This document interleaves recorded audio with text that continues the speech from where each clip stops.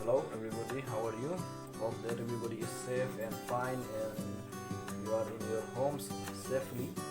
So today we are going to see the cell, the fundamental unit of life, that is cell chapter of class 9th biology. Yesterday we have discussed what are the components of the cell. We know that a cell has three basic components. Typically a cell has three basic components. They are, first one, this is the outermost covering. सबसे जो outermost covering होता है cell का, that separates it from the external environment, जो separate करके रखता है, this is known as plasma membrane. In case of plant cell there may be an additional layer यहाँ पर हो सकता है एक, this is known as cell wall. So the first component is the plasma membrane plus cell wall. Okay, after this there will be a fluid content inside the cell and this fluid content is known as cytoplasm. Cell का अंदर में जो fluid content होता है इसको हम लोग क्या बोलते हैं, cytoplasm.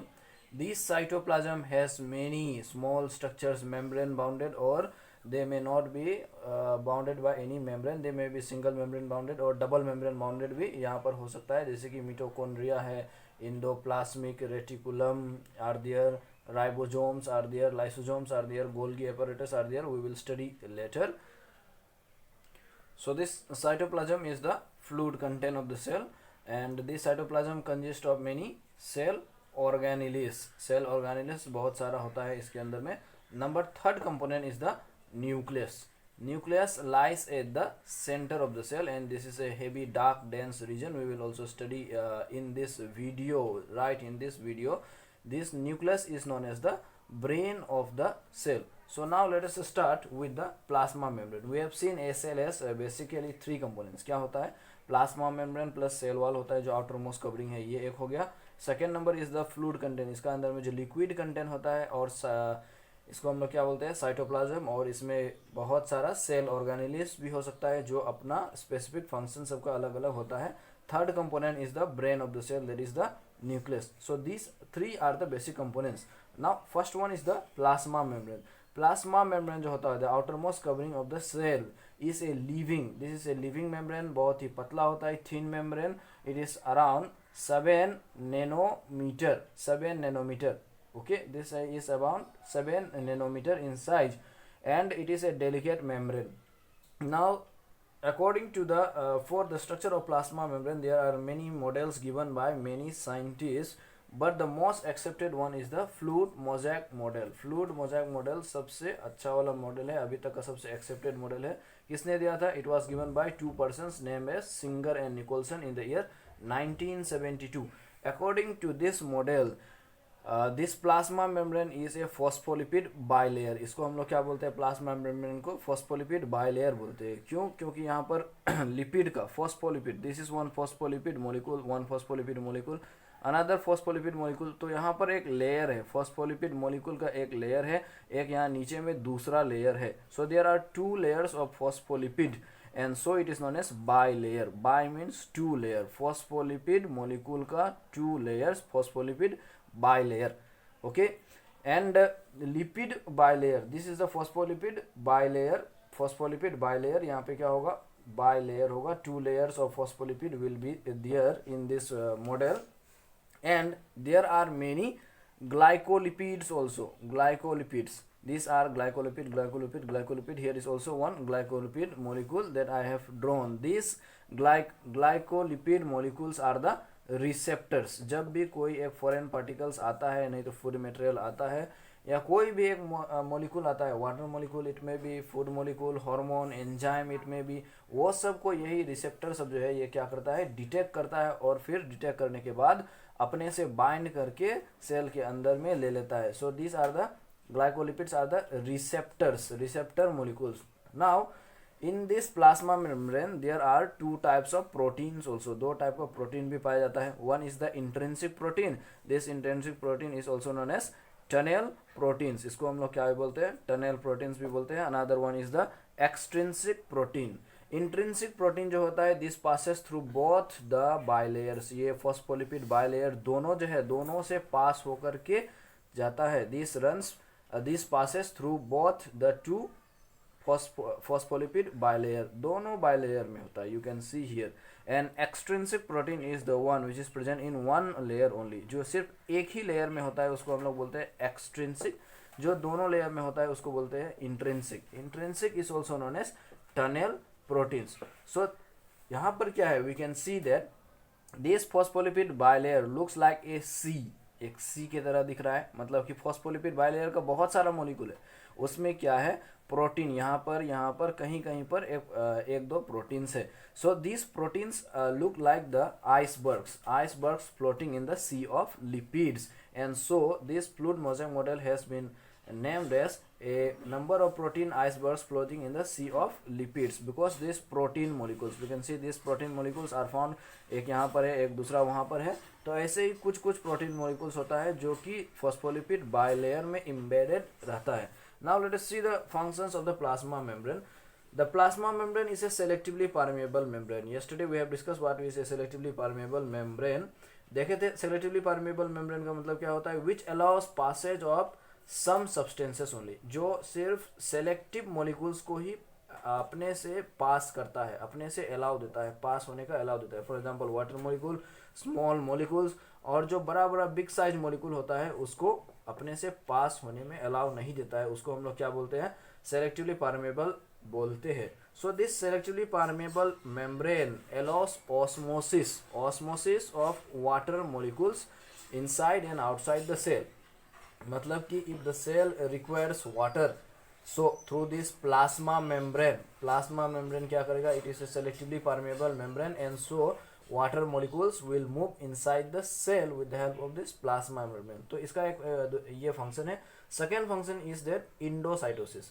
This plasma membrane allow us endocytosis. Endocytosis का मतलब क्या होता है, इंटेक ऑफ सब्सटेंसेस और मटेरियल्स. कोई भी मटेरियल और सब्सटेंस जो सेल अपने अंदर में लेता है, इस प्रोसेस को हम लोग क्या बोलते हैं, इंडोसाइटोसिस बोलते हैं. So endocytosis now can be of three types. Again तीन प्रकार के फिर हो सकते हैं. One is phagocytosis.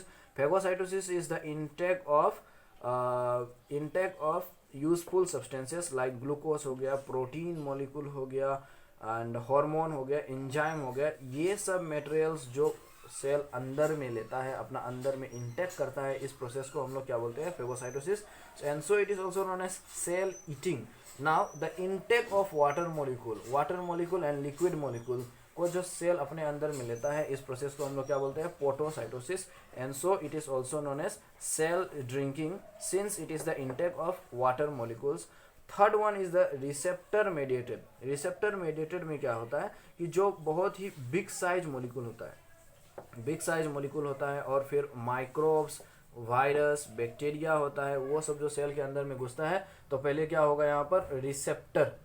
I have told what is receptor here, glycolipid. तो ये जो ग्लाइकोलिपिड होता है, दिस ग्लाइकोलिपिड क्या करेगा, they will first detect the microbe और वायरस और large molecules coming near the cell के पास में जो लार्ज मॉलिक्यूल आ रहा है उसको पहले ये लोग रिसेप्टर जो है, ग्लाइकोलिपिड जो है, डिटेक्ट करेगा. डिटेक्ट करने के बाद फिर जा करके अपने अंदर में ले लेगा. So this is the intake of substances, big size molecules और microbes inside the cell with the help of receptors. And so this is known as receptor mediated. Third function is there exocytosis. What is mean by exocytosis? Exo means outside means elimination और removal. जो cell के अंदर में metabolic wastage जो होता है, मतलब metabolism means क्या होता है, लिविंग रिएक्शन करते वक्त जो मेटाबॉलिक हार्मफुल सब्सटेंसेस, मतलब कि टॉक्सिक सब्सटेंसेस जो होता है, हार्मफुल और टॉक्सिक वेस्टेज जो जनरेट होता है, उसको क्या करता है cell, the cell tries to remove it. The cell will remove the harmful और toxic materials that has form during metabolism of the cell.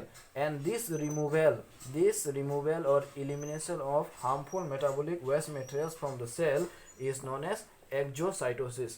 Now let us see plasma membrane का यहाँ पर और भी एक फंक्शन है. Now there is one question, what will happen when a cell, suppose this is a cell, इतना बड़ा तो नहीं होता है but I have drawn for teaching here. if a cell or an egg, a cell और egg और raisin जो होता है, एप्रिकॉट जो होता है, APRICOT, एप्रिकॉट, इस what will happen if they are dropped in a sugar solution, अगर ये लोग को शुगर सॉल्यूशन या फिर सॉल्ट सॉल्यूशन में डालते हैं तब जाके क्या होता है. So three conditions, one of the following में arise out of this three, तीनों में से एक कुछ हो सकता है. फर्स्ट वन इज कि see here this dot dot dot are the water molecules, ये सब वाटर मोलिकुल्स है. सो इन द फर्स्ट केस यहाँ पर हम लोग को क्या दिखाई दे रहा है कि this dot dot are pure in this water, ये जो सॉल्यूशन है, this is the solution, this is for example salt solution और sugar solution also you can say, and this dot dot represents the water molecule. ये सब क्या है, this are the water H2O molecule. So in the first diagram we can see that in this solution water molecules are very much fewer, बहुत कम है, और फिर ये जो सेल है, सेल का अंदर में वाटर मोलिक्यूल बहुत ज़्यादा है. तो ऐसा सॉल्यूशन जिसमें क्या होता है, the concentration of water molecule is more in the cell, cell में अगर ज़्यादा हो, concentration of water in cell is higher than the solution. This is the solution से ज़्यादा वाटर मोलिक्यूल किस में, सेल में अगर हो. Now this is the case here, यहाँ पे जो फर्स्ट केस है, यहाँ पर क्या है, this dot dot dot are the water molecules. तो वाटर मोलिक्यूल का कंसंट्रेशन कहाँ पर ज़्यादा है, सेल में या ये सॉल्यूशन में. ऑब्वियसली यहाँ पर दिख रहा है सेल में ज़्यादा है. So this type of solution in which the concentration of water molecule is more in the cell, cell के अंदर में अगर ज़्यादा हो, then it will be called hypertonic solution.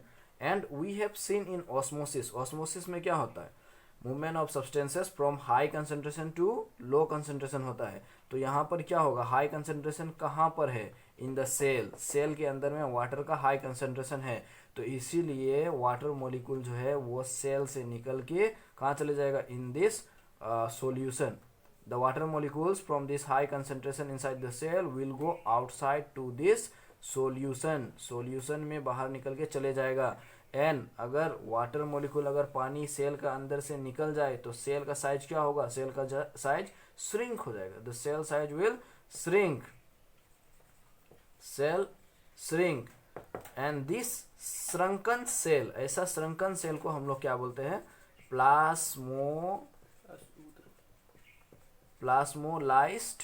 This shrunken cell is known as plasmolysed cell. This type of shrunken cell is called plasmolysed cell. And plasmolyse हम लोग कौन सा सेल में यूज करते हैं, plasmolyse time, this is used in the case of plant cell. Plant cell में हम लोग प्लास्मोलाइसिस टर्म यूज करते हैं. So this type of cell which है श्रंकन, श्रंक जो हो चुका है, जो मतलब सिकुड़ चुका है, due to the loss of water molecule from the cell into the solution is called plasmolysed cell, and the phenomenon is called क्या बोलते हैं, प्लास्मोलाइसिस बोलते हैं इस प्रोसेस को. अगर ये एनिमल सेल में हो तो इसको हम लोग क्या बोलेंगे, you have to find out and write in the comment section. If it happens in animal cell then what we will call it. Now second case, पहला केस में क्या हुआ कि पानी जो है वो सेल का अंदर से निकल के शुगर सॉल्यूशन में चले गया, एंड सो सेल के अंदर से पानी निकलने के कारण सेल का साइज जो है वो सिकुड़ गया. ऐसा सॉल्यूशन को हम लोग हाइपोटोनिक सॉल्यूशन बोलते हैं. सेकेंड में we can see the water concentration is more in this solution. यहाँ पे ये सॉल्यूशन जो है इसमें वाटर कंसेंट्रेशन बहुत ज़्यादा है और सेल का अंदर में वाटर कंसेंट्रेशन बहुत कम है, 4-5 डॉट ही है यहाँ पर देख लो. एंड सो यहाँ पर क्या है, concentration of water molecule is high in the cell, is high in the solution में ज़्यादा concentration है वाटर का और सेल का अंदर में कम है. तो ऐसा solution, this type of solution is known as hypotonic solution. अगर hypotonic solution है तो क्या होगा, by osmosis what will happen, ये बाहर में ज़्यादा कंसंट्रेशन है, हाई कंसंट्रेशन है, अंदर में क्या है, लो कंसंट्रेशन, इसीलिए पानी जो है water molecules will move inside the cell from the outside, ये बाहर से अंदर घुसेगा वाटर मॉलिक्यूल, क्योंकि बाहर में हाई कंसंट्रेशन है, पानी ज़्यादा है, इसलिए अंदर चले जाएगा। And so the cell will swell, cell क्या हो जाता है, cell swells up, in this case the cell will swell up. This type of solution is called hypotonic solution, in which the concentration of water molecule in the cell is less than that of the solution. Now here third, in the third picture we can see कि यहाँ पर water soul में जो solution में जो water molecule है ये, और सेल में जो वाटर मॉलिक्यूल है ये, दोनों ही क्या है, सेम दिखाई दे रहा है। The concentration of water molecule in both the solution and the cell are the same, same है, सेम कंसंट्रेशन। अगर सेम कंसंट्रेशन है तो इसको हम लोग क्या बोलेंगे, ऐसा सॉल्यूशन को आइसोटोनिक सॉल्यूशन बोलेंगे।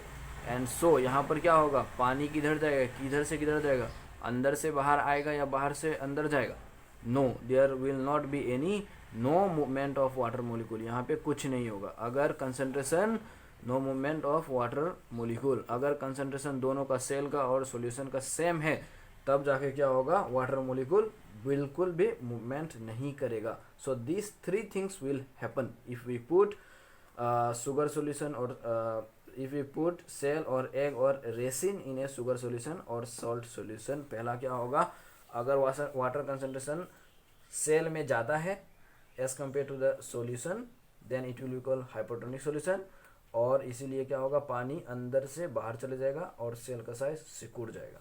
And this type of cell is called plasmolyse cell, the phenomenon is known as plasmolysis. Second number में क्या होगा, अगर बाहर में ज़्यादा है वाटर कंसंट्रेशन, सेल में कम है, तो बाहर से अंदर जाएगा वाटर मॉलिक्यूल, और सेल क्या होगा, वो पानी घुसने से फूल जाएगा, स्वेल अप हो जाएगा, and this is called hypotonic solution. अगर दोनों में कंसंट्रेशन सेम है, सेल में भी और सॉल्यूशन में भी, तब उसको हम लोग क्या बोलेंगे, आइसोटोनिक सॉल्यूशन। और यहाँ पर क्या होगा, मूवमेंट ऑफ वाटर मॉलिक्यूल बिल्कुल भी नहीं होगा।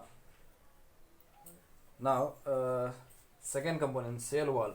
So this cell wall is present in the plant cells only and some algae जो होता है, these are small groups of plants, algae is also known as Thellophyta, we will study in the biodiversity में हम लोग पढ़ेंगे that algae is also called Thellophyta। तो ये cell wall जो होता है ये कहाँ पर रहता है, this cell wall lies outside the plasma membrane. Suppose this is the cell, this is which cell, algae cell और प्लांट सेल, कोई भी एक सेल है, and this one is the plasma membrane. तो प्लाज्मा मेम्ब्रेन के बाहर में एक क्या होता है, बहुत ही थिन प्रोटेक्टिव कवरिंग और होता है, and this is known as cell wall. तो plasma membrane was living but this cell wall is non living, this is non living in nature, ये नॉन लिविंग होता है। And this is very rigid, rigid मतलब क्या है, बहुत ही strong, मजबूत। ये स्ट्रॉन्ग मजबूत क्यों होता है, क्योंकि this cell wall is made up of many strands of microfibrils. क्या चीज़ से बनता है, this is made of microfibrils.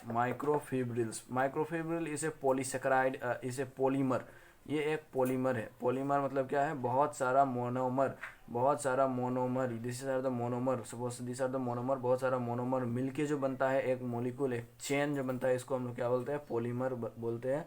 This microfibril cell wall is made up of microfibril, and ये माइक्रोफिब्रिल जो है ये फिर क्या चीज से बनता है, microfibril is made up of thousands of cellulose molecule. This microfibril, one microfibril, ये एक माइक्रोफिब्रिल है, suppose this is one microfibril, ये जो है क्या चीज़ से बनेगा, बहुत सारा सेलुलोस मॉलिक्यूल से बनेगा, thousands and thousands of cellulose molecule. Suppose this is cellulose, this is also one cellulose, this is also one cellulose. So ऐसा बहुत सारा thousands and thousands of cellulose molecules से बनेगा, एंड सेलुलोस मॉलिक्यूल से बनता है, और फिर दो सेलुलोस मॉलिक्यूल को कौन जोड़ता है, it is joined together by pectin, and this microfibril, यहाँ पर एक माइक्रोफिब्रिल है, यहाँ पर एक दूसरा माइक्रोफिब्रिल है, These one microfibril and another microfibril are joined together, glued together. Glued का मतलब क्या है? Joined together by polysaccharide. मतलब कि एक माइक्रोफिब्रिल यहाँ पर है, दूसरा माइक्रोफिब्रिल यहाँ पर है. ये दोनों माइक्रोफिब्रिल को क्या जोड़ता है? This is joined together by polysaccharide. Polysaccharide means क्या होता है? Poly means many saccharide. Saccharide means what? Sugar. Many sugar molecules. These two, suppose this is one microfibril, this is another microfibril. So these two microfibrils are joined together by many sugars, polysaccharide, and so it is rigid. इसीलिए ये rigid होता है. It provides, so functions क्या होगा इसका? It will provide rigidity because it is very much rigid in nature, मतलब कि strong, so it is strong in nature, so it will provide rigidity to the plant cell, and that's why it provides mechanical support to the whole plant body. Second one is the turgidity. It provides turgidity. Turgidity मतलब क्या है? कि cell को shrunk नहीं होने देता है या फिर सेल को एक्सेसिव स्वेलिंग नहीं होने देता है. प्रिवेंट्स एक्सेसिव श्रिंकेज और स्वेलिंग ऑफ सेल्स. अगर सेल ज़्यादा ही स्वेल अप हो जाए तो क्या होगा? If the cell swells up too much excessively, then the swell may burst. If water enters too much into the cell, अगर पानी बहुत ज़्यादा अगर enter हो चुका है, so what will happen? The cell will swell up too much excessively. तो ये swell up होने से क्या हो सकता है? The cell में rupture और the cell में burst, and this cell wall prevents shrinkage और swelling of cell. ये बचाता है, फटने से बचाता है. Third one is that this cell wall is porous. This is porous in nature. It has many small pores. Pores मतलब क्या होता है? Very fine minute openings जो होता है उसको हम लोग pore बोलते हैं. So ये porous होता है. porous होने के कारण क्या होता है? It allows passage of substances. मतलब कि सेल के अंदर में substances को एंट्री देता है, या जो हार्मफुल मटेरियल्स होता है वो सेल के बाहर रिमूव करता है, पासेज देता है. It permits substances passing through it.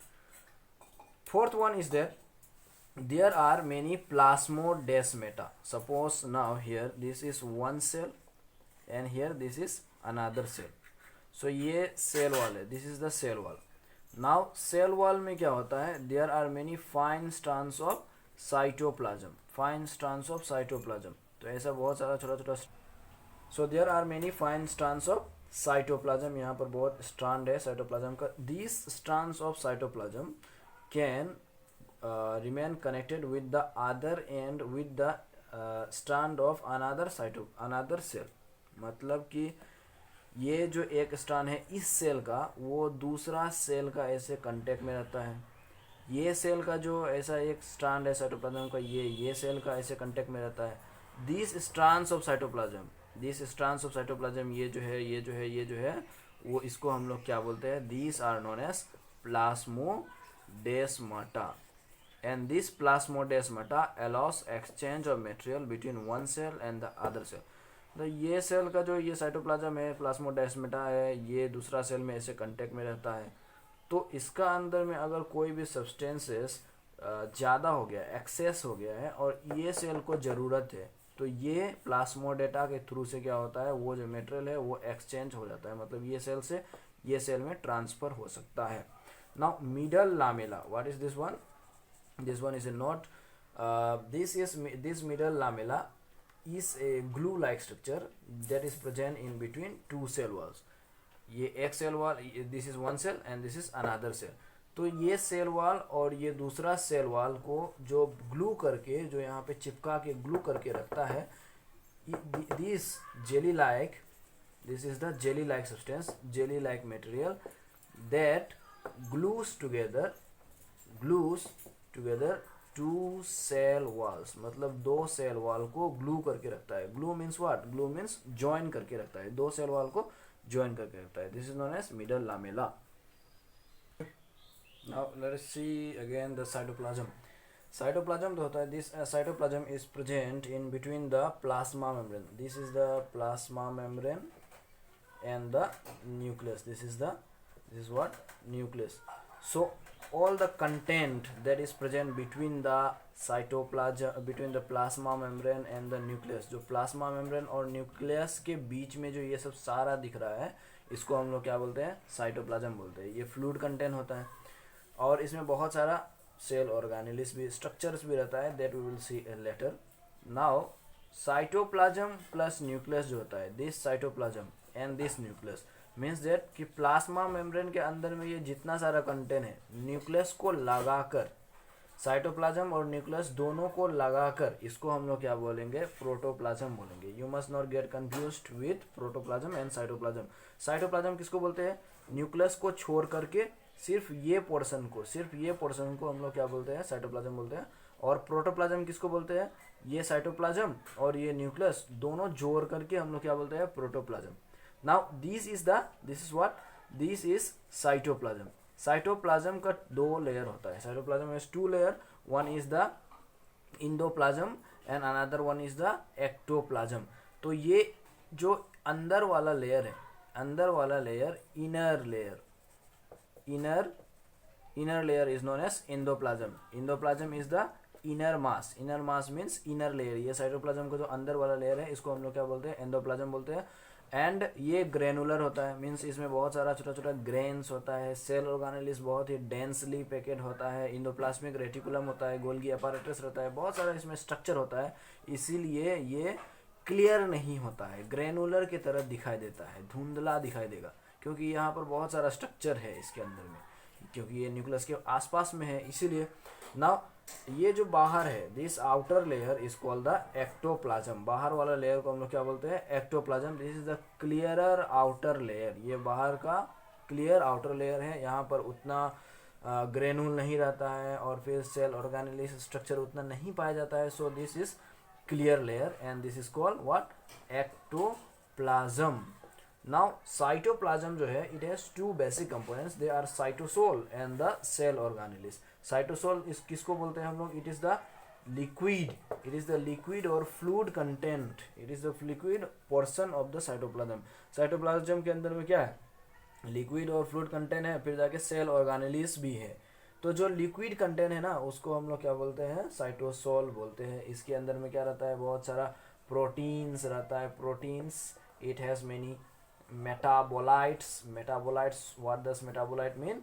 मतलब कि मेटाबॉलिक रिएक्शन, लिविंग रिएक्शन कोई भी परफॉर्म करने के लिए जो सब्सटेंसेस जरूरी पड़ता है, रिएक्टेंस जो होता है, उसको हम लोग क्या बोलते हैं? मेटाबोलाइट्स बोलते हैं। So it has proteins, metabolites, salts, it has water, it has many hormones, बहुत सारा हॉर्मोन्स है। इसमें क्या है? बहुत सारा ग्रेन्यूल्स है। इसमें क्या है? बहुत सारा एमाइनो एसिड्स है। इसमें बहुत सारा कार्बोहाइड्रेट, ग्लूकोज मॉलिक्यूल है, बहुत कुछ है इसमें। And this is known as what? Cytosol. तो ये साइटोसोल जो है, ये क्या करता है? This stores a vast variety of chemicals. इसमें बहुत सारा केमिकल्स रहता है, store a vast variety of chemical. You see here protein, metabolite, salt, hormone, granule, water, amino acid, fat molecule, many more are there. Ions, potassium ion, sodium ion, बहुत सारा ions है, बहुत सारा केमिकल इसमें store करके रखता है। And यहीं पर ये जो फ्लूइड पोर्शन है, यहीं पर क्या होता है? यहाँ पर what happens here many metabolic reactions happen. बहुत सारा यहाँ पर रिएक्शन होता है, जैसे कि ग्लाइकोलाइसिस हो गया, मेम्ब्रेन बायोजेनेसिस हो गया। ग्लाइकोलाइसिस का मतलब क्या है? Splitting of glucose molecules, splitting of glucose. You will learn in class 10 splitting of glucose C6H12O6, splitting of glucose molecule to form two molecules of pyruvic acid is called glycolysis। मतलब glucose को तोड़ देना, छोटा छोटा molecule में break down कर देना, इसको हम लोग क्या बोलते हैं? ग्लाइकोलाइसिस। तो ऐसा बहुत सारा मेटाबॉलिक रिएक्शंस यहाँ पर साइटोसोल में होते रहता है। And second component is the cell organelles. Cell organelles क्या होता है? This are many minor structure. ये ऑर्गन की तरह बहुत छोटा छोटा स्ट्रक्चर होता है, जैसे कि माइटोकॉन्ड्रिया हो गया, we will learn later. Mitochondria, lysosomes, Golgi bodies, endoplasmic reticulum, ribosomes, okay. And many more. ये सब जो छोटा छोटा स्ट्रक्चर होता है जो साइटोप्लाज्म में इम्बेडेड रहता है, इस स्ट्रक्चर को हम लोग क्या बोलते हैं, सेल ऑर्गेनेलिस बोलते हैं। And this cell organelles have their specific functions, मतलब सबका क्या होता है, अलग अलग फंक्शन होता है। कोई भी एक सेल ऑर्गेनेली 2-3 फंक्शन नहीं करता है, सबका अलग अलग फंक्शन होता है। So this cell organelles are minute structures that remain floating, freely floating inside the cytoplasm. जो साइटोसोल जो है लिक्विड पोर्शन यहाँ पर तैरते रहता है। For example endoplasmic reticulum, Golgi bodies, और ये क्या होता है, इसका सबका अलग अलग स्पेसिफिक फंक्शंस होता है। So these two are the components of cytoplasm.